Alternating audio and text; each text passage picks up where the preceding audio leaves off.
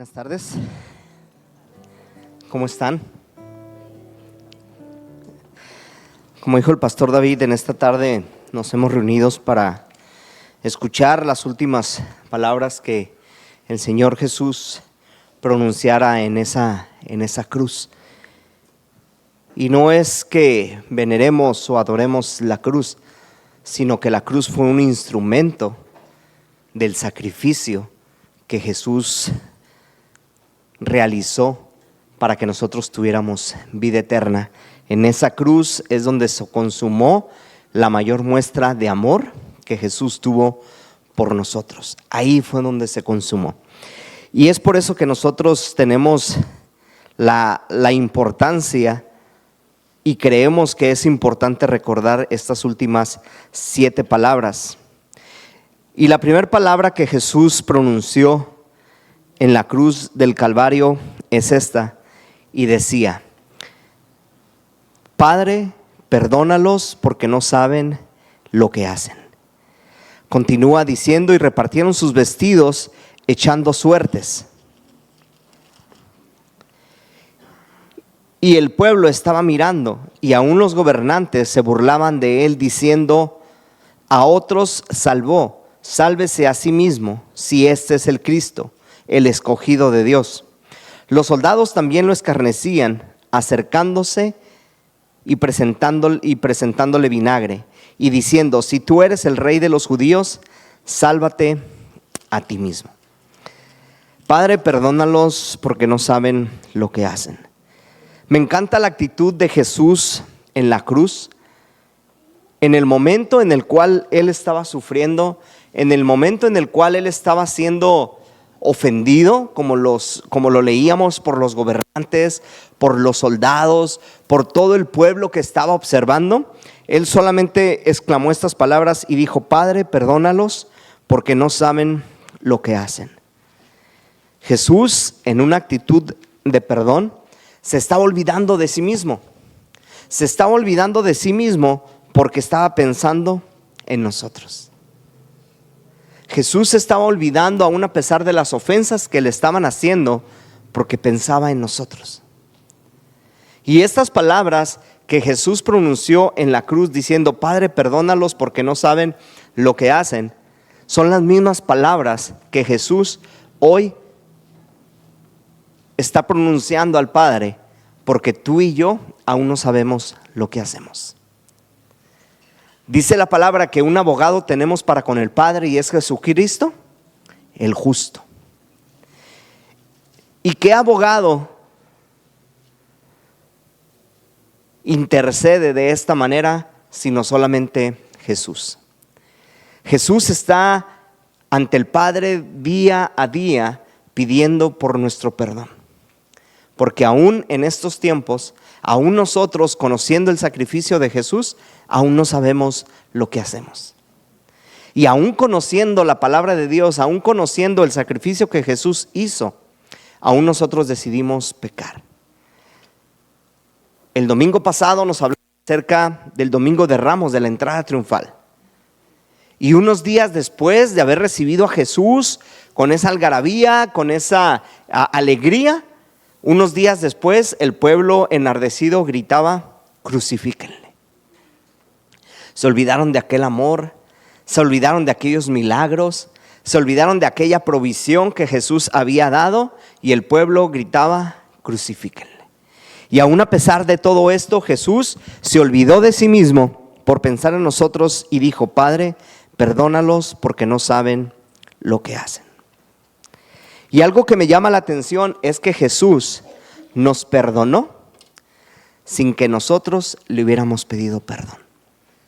Jesús perdonó a toda esa multitud sin que la multitud demostrara un poco de arrepentimiento por lo que estaban haciendo. Este es un gran ejemplo para nuestras vidas, porque nosotros queremos dar perdón hasta que nos lo pidan. Nosotros queremos conceder algo hasta que nos lo pidan. Jesús no se esperó. Jesús se adelantó a este punto, a este momento, y dijo: Padre, perdónalos porque no saben lo que hacen. Entonces el perdón de Jesús fue dado a nosotros aún sin que nosotros lo pidiéramos. Y esa es una gran enseñanza a nuestras vidas, porque en medio del odio, en medio del desprecio, en medio del escarnio de todas las personas que estaban ahí y que gritaban, si salvaste a otros, sálvate a ti mismo. En medio de todo eso, Él dijo, Padre, perdónales, porque no saben lo que hacen. La pregunta hoy en esta tarde es, ¿tú sabes lo que estás haciendo? ¿Sabes lo que estás haciendo hoy en día? Si no lo sabes, Dios te perdona. Si lo sabes aún con todo y eso, Dios te perdona. Porque la palabra que Jesús dijo cuando alguien le preguntó, ¿y cuántas veces tengo que perdonar? Jesús dijo, hasta 70 veces 7. Es un número interminable en el cual el perdón de Dios para nosotros está presente. Y hoy en este día, te lo vuelvo a decir, Jesús está diciendo al Padre, perdónalos porque no saben lo que hacen. Que Dios les bendiga.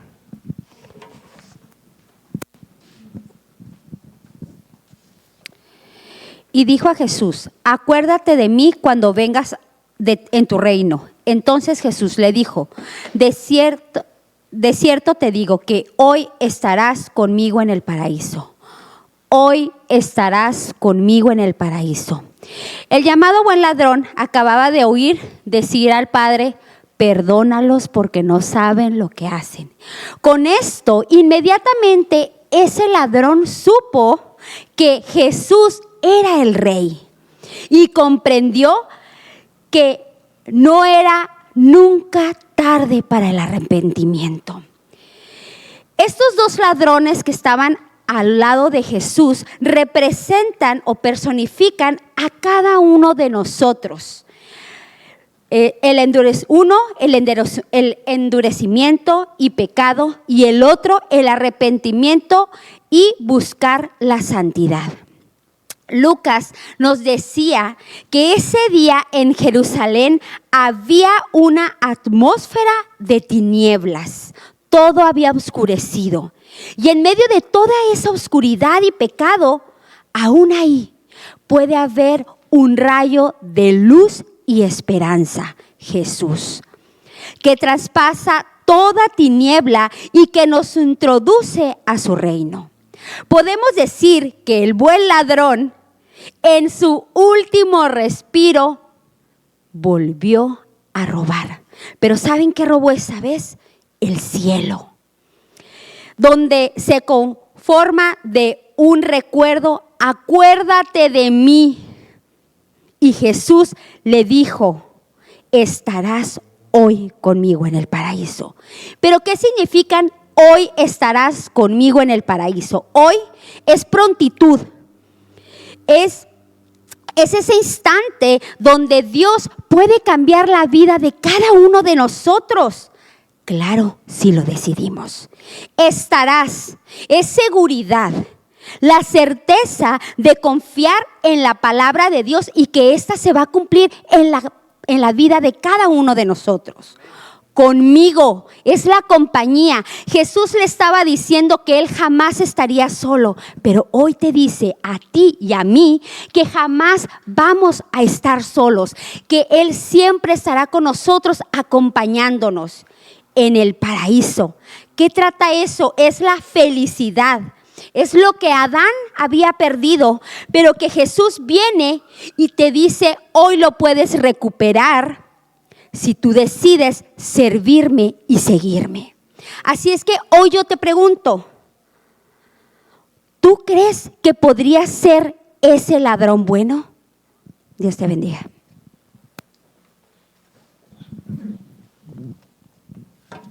Bien, la tercera palabra la encontramos en Juan 19, 26-27, y dice, cuando Jesús vio allí a su madre y al discípulo a quien amaba, dijo a su madre, mujer, he ahí tu hijo. Entonces dijo al discípulo, he ahí tu madre, y desde aquel momento el discípulo la acogió en su familia. A estas alturas, en esta escena, seguimos, espero poder seguir en lo que todos sigamos la escena como la vemos ahí, ¿no? En la cruz. Y en este momento, a estas alturas, estaban los romanos jugando ya con la túnica de Jesús. Ya estaban echando suerte quién se iba a quedar con esa túnica, ¿no?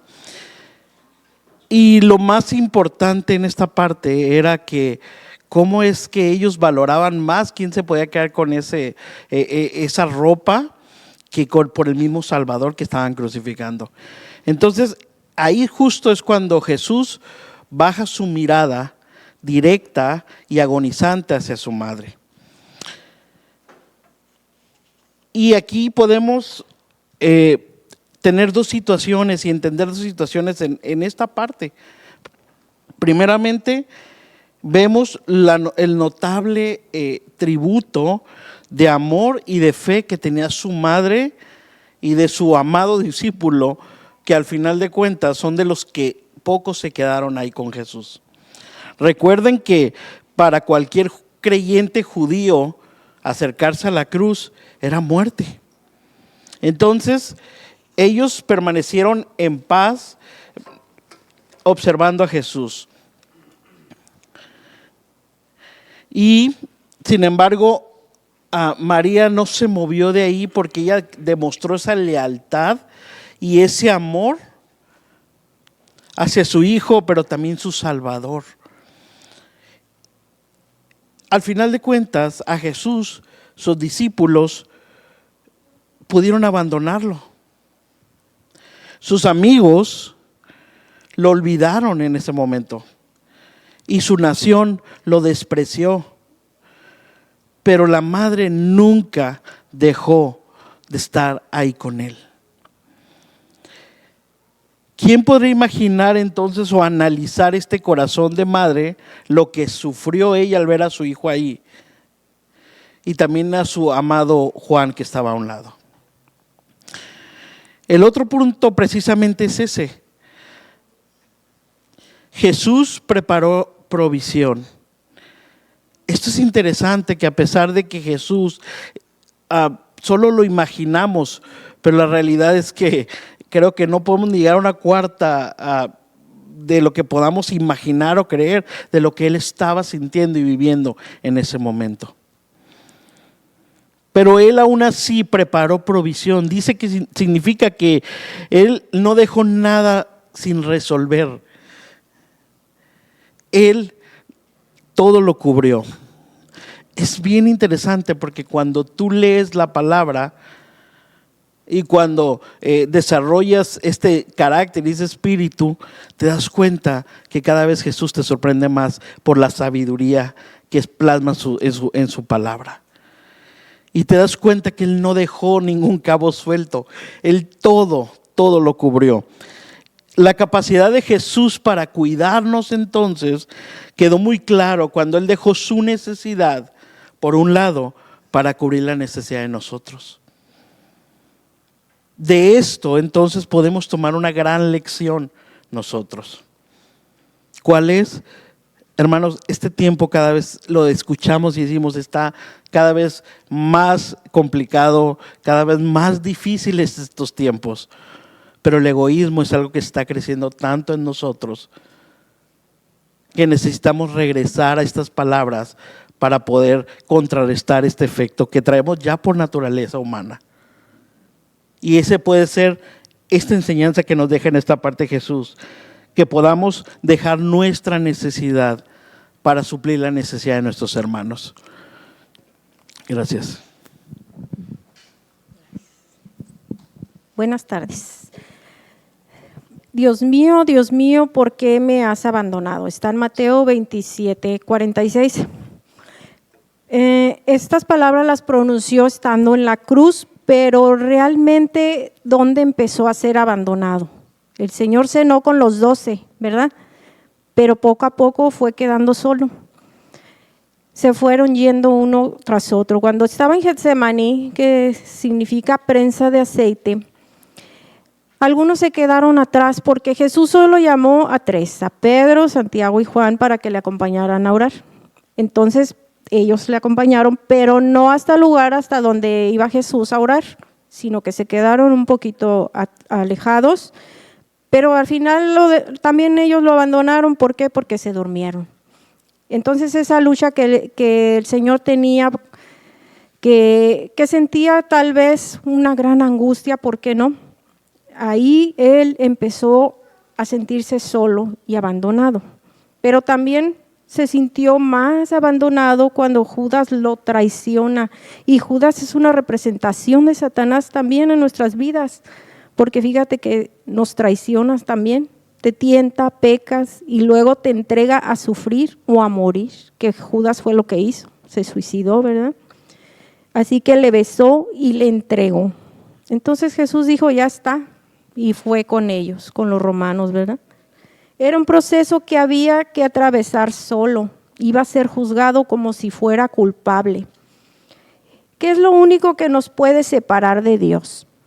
Pues ya sabemos que el pecado, ¿verdad? Dios no tiene ninguna relación con el pecado.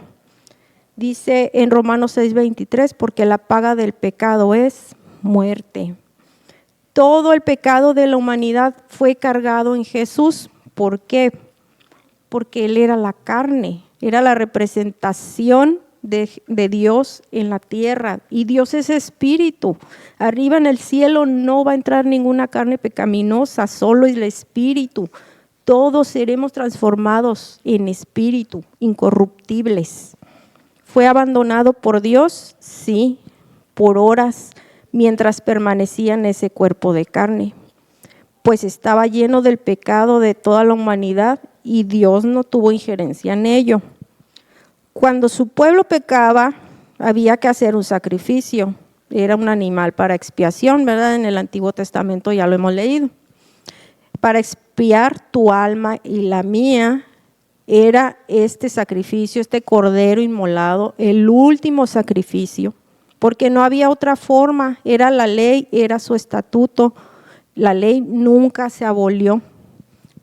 Era viernes de Shabbat, así que imagínense, todo el mundo se fue, todo el mundo lo abandonó. Por eso le prepararon su cuerpo apresuradamente, hasta su madre se tuvo que ir. Todo el que era judío tuvo que atender el Shabbat, así que todo el mundo le abandonó. ¿Te has sentido abandonado en medio de la prueba? Cuando más duele, cuando más solo te sientes, es que Dios se aleja por un tiempo, hasta que eches el pecado de ti, hasta que produzcas fruto de arrepentimiento. No pasa la copa. ¿Qué te hace pensar que va a pasar la copa con nosotros si no pasó con Jesús?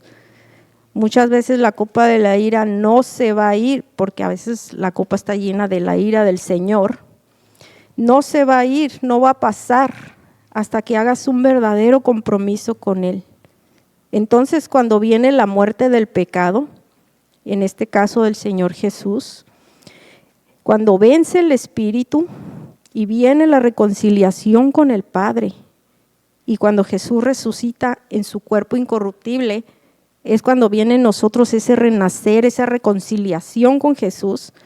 Pero es un proceso que tenemos que pasar solos y muchas veces en completo abandono, porque a veces ni pedimos ayuda, ¿verdad?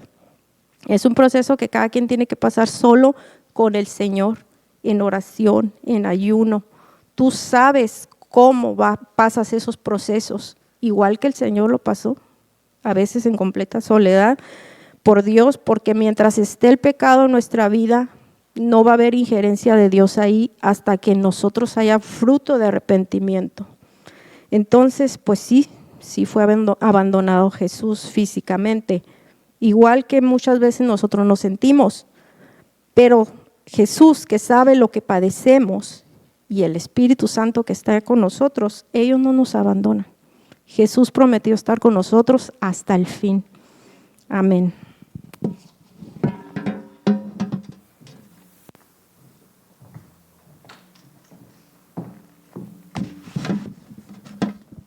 Buenas tardes.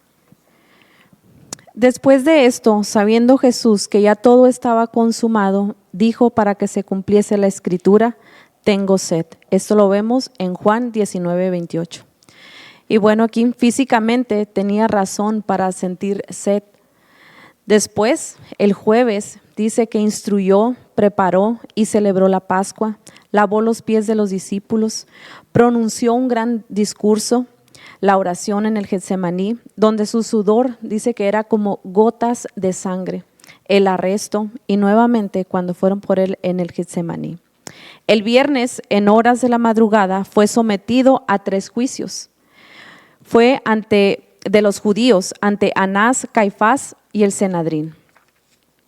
También fue sometido a 3 juicios romanos, que es ante Pilatos, Herodes y de vuelta a Pilatos.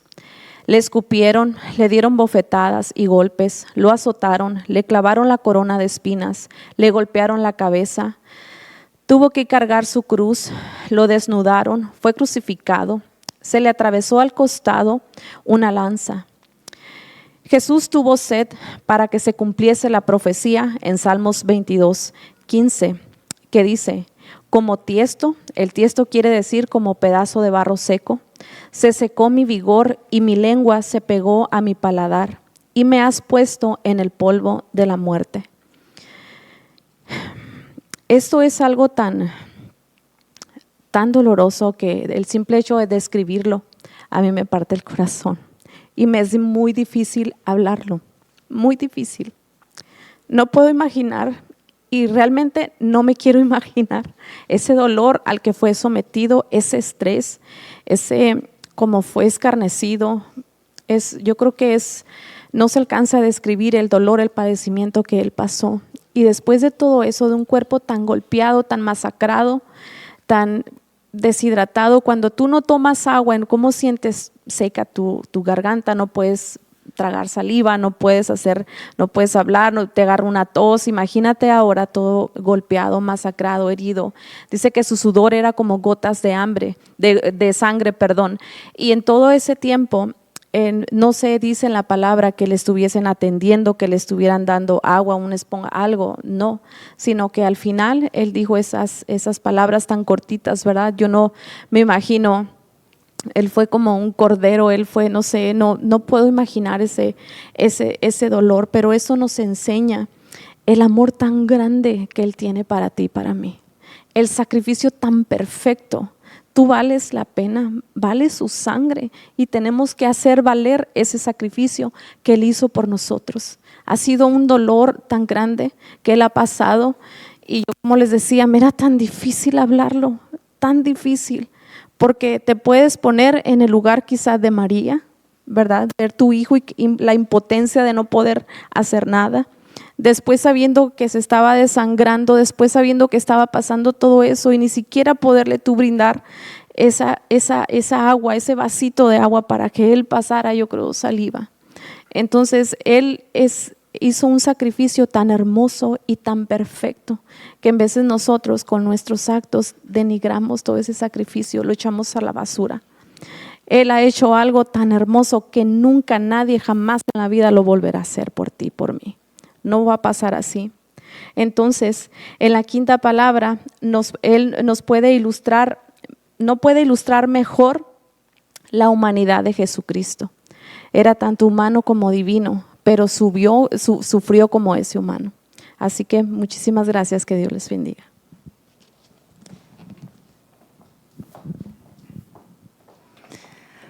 Buenas tardes. En Juan 19:30 leemos, cuando Jesús hubo tomado el vinagre, dijo, consumado es. Y habiendo inclinado la cabeza, entregó el Espíritu. Hoy nos reunimos para poder recordar las palabras de nuestro Señor y poder llenar nuestro corazón con una total confianza que sobrepasa todo entendimiento humano. La palabra tetelestai viene del verbo teleo, que significa poner fin a, realizar completamente, terminar, acabar, llevar a su término. Como tal, tetelestai es un verbo griego que se ha traducido al español de varias maneras. Consumado es, todo está cumplido, todo se ha cumplido. Tetelestai fue usado en la antigüedad también para varios casos. Se usaba la palabra tetelestai cuando se pagaba una deuda. Se usaba la palabra tetelestai cuando un siervo terminaba el trabajo encomendado por el amo, decía tetelestai. Y también era aplicado para los artistas, que cuando hacían una obra, una pintura, una escultura, y la inspeccionaban y la veían a ver los detalles, y si se sentían complacidos, decían la palabra tetelestai. Pero también cuando en el templo era llevado el cordero, un cordero de un año de edad, era presentado delante del sumo sacerdote, y el sumo sacerdote debía de inspeccionar que el cordero fuera perfecto y sin mancha. Si así lo era, entonces el sacerdote decía que era tetelestai. La palabra tetelestai se aplica a Jesús en la cruz, porque cuando Él llegó a la cruz, Él estaba finalizando una misión para la cual Él fue enviado a la tierra por Dios. Él era Dios mismo, despojado de sí mismo, y el cual se entregó con amor para poder ser obediente a su Padre y poder dar a conocer la hermosura y la palabra de Dios verdadera a través de su vida, y traer lo que era la sanidad y el perdón de nuestros pecados. Él vino a pagar una deuda. En esencia, tetelestai se puede decir que Jesús no solamente vino a terminar la obra en la cruz, sino que también vino a iniciar una obra. Es decir, la cruz fue el fin y fue también el comienzo. El príncipe de los predicadores, Charles Spurgeon, decía que tetelestai es una gota de tinta en un océano de significado. Es decir, que tetelestai es una palabra pequeña que requiere de poca tinta para escribirse, pero que si vemos el significado que tiene, es algo inmenso lo que abarca cuando uno piensa lo que Cristo hizo por nosotros. ¿Qué fue lo que Cristo hizo por nosotros? Él cumplió la ley con exactitud y sin ningún error. Él terminó con los sacrificios del Antiguo Testamento que solamente cubrían los pecados, porque solo a través de la sangre de Jesús Él los expió por completo. Es decir, Él padeció el castigo por nosotros. También con su gran amor, Él pagó nuestras deudas, con los cuales fuimos declarados inocentes. También desarmó los poderes de las tinieblas, nos hizo libres y nos justificó. Y al mismo tiempo Él comenzó la nueva era de la gracia. Comenzó la era en donde eventualmente sería dirigido por el Espíritu de Dios para traer la salvación a todos nosotros. Y por tanto, por eso Charles Spurgeon consideró toda esa lista que les dije que era todo un océano de significado.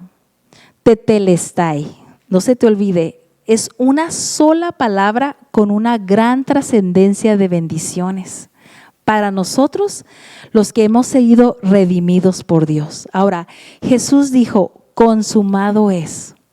Yo creo, y como cada uno de nosotros, como hijos de Dios, debemos de reflexionar en nuestra vida. Cada uno hemos sido creados por Él y para Él, y a cada uno se nos ha encomendado una misión que hay que cumplir. No hay excusa, no lo hay. Solamente tienes una decisión de sí o no. Si tú eres un hijo de Dios, es un sí. Y como Pablo nos dice en su palabra, poder decir en el último día de nuestra vida que ese día va a llegar. Aunque muchas veces sintamos que somos para siempre, un día Dios nos va a llamar a su presencia. Y qué hermoso sería, y yo quisiera poder llegar a decir, he peleado la buena batalla, he acabado la carrera y he guardado la fe. Dios les bendiga.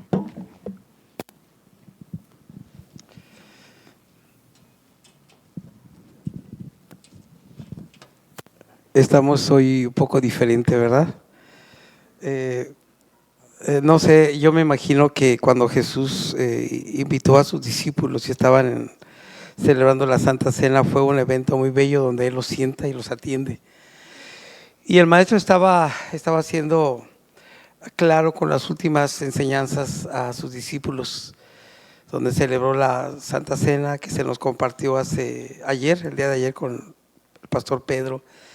Y bueno, quiero que leamos en Lucas capítulo 23, del 44 al 45, o del 45 al 46, bueno, del 44, y voy a abordar la palabra: Padre, en tus manos encomiendo mi espíritu. Y dice: cuando era como la hora sexta, hubo tinieblas sobre toda la tierra hasta la hora novena. Y el sol se oscureció y el velo del templo se rasgó por la mitad. Entonces Jesús, clamando a gran voz, dijo: Padre, en tus manos encomiendo mi espíritu. Y habiendo dicho esto, expiró. Esta es una de las palabras finales que Jesús menciona en la cruz. Ya había pasado todo el proceso, ya había vivido todo lo que tenía que vivir, había cumplido con la encomienda que Dios le había dado. Al venir Jesús a la tierra y morir en la cruz por nosotros, en ese sacrificio, se ganó el título de Señor, el Señor de nuestra vida, el Señor de nuestro corazón. Y en esta palabra de Padre, en tus manos encomiendo mi espíritu, yo hace un momento comentaba que realmente tenía una comunión plena con su papá, con Dios. De hecho, cuando se retiraba a orar, él se retiraba al monte a orar, y en esas oraciones es donde él se fortalecía para poder tomar y poder dirigir y poder hacer todo lo que hacía en el nombre de su Padre. Estaba lleno de poder. Pero en este momento, imagínate por un momento, ya había pasado todo, el cuerpo ensangrentado, golpeado, humillado, abofeteado, lanceteado, todo había sucedido. Aquella sangre que había derramado había causado en su cuerpo una hipotermia, donde había bajado la temperatura, donde había perdido quizás casi toda la sangre, donde no era nada con respecto a lo que había pasado cuando estaba en el Monte de los Olivos, cuando estaba orando con una intensidad que de tal forma que aún los vasitos se tronaban y empezó a sangrar realmente gotas de sangre. Pero algo que Jesús nos enseña a través de esto es que Él tenía una confianza plena en su Padre. Fue abandonado por un tiempo, sí, pero Él sabía cuál era su misión, y su misión se estaba cumpliendo hasta el último momento. Aún en medio de aquel desfallecimiento, de aquel agotamiento, de aquel dolor intenso, porque cuando hay hipotermia empieza a temblar, pérdida de sangre, pálido, o sea, realmente los huesos se le marcaban sobre la piel, pero estaba con la mirada llena de amor y llena de seguridad hacia la multitud y hacia su Padre. Y en aquella escena Jesús le dice Padre. La primera palabra que él menciona, Padre, tiene que ver con una confianza plena en su Padre. Se dirige a su papá. Sabía que lo había abandonado, sabía que era necesario, pero también sabía que estaba a punto de concluir, donde iba a dejar ese cuerpo golpeado, destruido, tan sanguinario. Él había sido el trato de la gente hacia él, que su cuerpo estaba deshecho. Sabía que al mencionar esto iba con su Padre. Padre. Y le decía: en tus manos encomiendo mi espíritu. Las manos de Dios representan amor, representan abrigo, representan abrazo. Él cuando nadie te quiere abrazar, cuando nadie te quiere tocar, Él extiende sus manos. Hay manos que nos golpean. Había manos que habían golpeado a Jesús, que le habían hecho, que le habían abofeteado, que habían hecho de todo. Manos que se habían levantado, que cuando él entró a Jerusalén aquel domingo, las manos que se levantaban y glorificaban, decían Hosana, o sea, glorificaban a Jesús. Pero después estaban gritando: crucifíquenle. Hubo algunos milagros, cosas extraordinarias que ocurrieron cuando Jesús murió. Número uno, el velo se rompe de arriba hacia abajo, así como su cuerpo fue rasgado por nosotros, fue inmolado por nosotros. Pero número dos, el centurión que estaba a un lado dijo: realmente este hombre no tenía ningún pecado, era un justo. Además de esto, hubo un gran terremoto de las tinieblas. Hubo las tinieblas que vinieron las tinieblas desde la hora sexta hasta la hora novena, a mediodía, 3 de la tarde, una oscuridad donde aún los elementos, donde aún todo decía hay dolor, y había una tristeza por lo que estaba pasando Jesús, el dolor. Pero además los sepulcros se abrieron, tembló la tierra, se partieron las rocas. Y realmente otra vez el centurión dijo, realmente era un hijo de Dios. Dice al final, otro de los hechos extraordinarios, dice que todos los que habían gritado crucifíquenle, ahora se fueron a la casa avergonzados, y dice, dándose de golpes en el pecho. Queridos, es tiempo hoy de que reflexionemos en cada palabra y que usted vaya con confianza al Señor, tenga relación con el Señor, encomiéndese, tenga confianza, ore, busque de Él en tanto que Él está cercano.